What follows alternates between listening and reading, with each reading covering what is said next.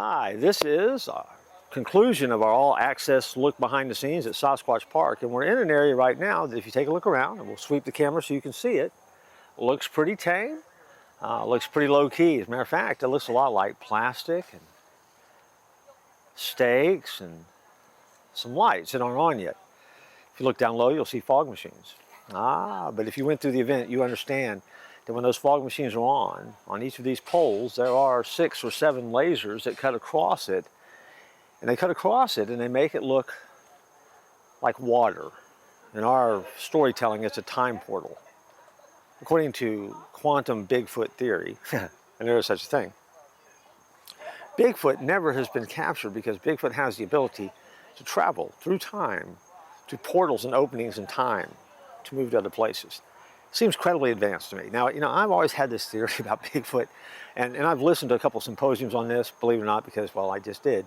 And it would seem to me that if they were that advanced, that Bigfoot could at least put on a pair of pants, and then maybe not have to communicate by whacking a piece of wood on a tree or throwing a rock. Now, that's just my thought. If they're advanced enough to travel through time, maybe they could kind of spice it up a little bit, put on a pair of sunglasses, hat, something like that. I don't know, that's just my own theory, and probably one day I'll write a book about it when I have nothing better to do.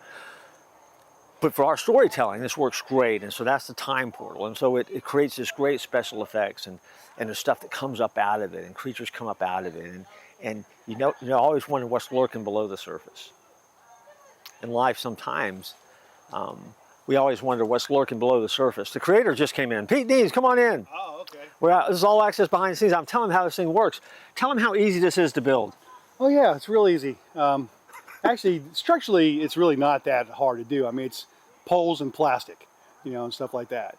The hard part is keeping the fog in it. And Pete, year after year, has to tackle some project that I concoct, and I'll throw out an idea, and then Pete will run with the idea, and it becomes a big idea, and it grows and grows and grows. And so every year, Pete comes up with these high-tech things that no one knows how to run except him, because it just gets so advanced, and it's awesome, and it works great. And so we're giving an all-access behind-the-scenes look at this thing. And gotcha. so, and I was just getting ready to make a point that, when you're in here, it looks like there's something lurking below the water. Yeah. And I was getting ready to tell folks that, spiritually in our lives too, there's stuff that's lurking below the surface in everybody's life that we don't know about. True. And we need to be aware of that. Yeah. But at the same time, also know that we don't have to be afraid of it. Mm-hmm. Here, in our particular area that Pete's created, I'm never afraid in here because I know the people that are in here. I know that Pete made it. Mm-hmm. In life, I'm not afraid of what's below the surface either because, well, I know that I'm not alone. And so when I travel through time, which I've been doing since the day I was born, I know that I'll never face anything that comes out of below the surface of my life that God doesn't know about already. He's seen it before I see it. Yeah.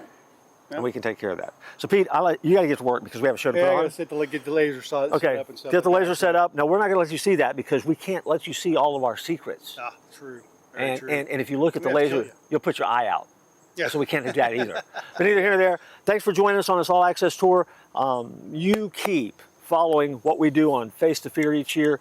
You participate in it. Check out the videos that are there. We tell a lot of stories. We love the art of storytelling, but more importantly, the reason we tell the stories is to point you to Jesus. We'll join you next time.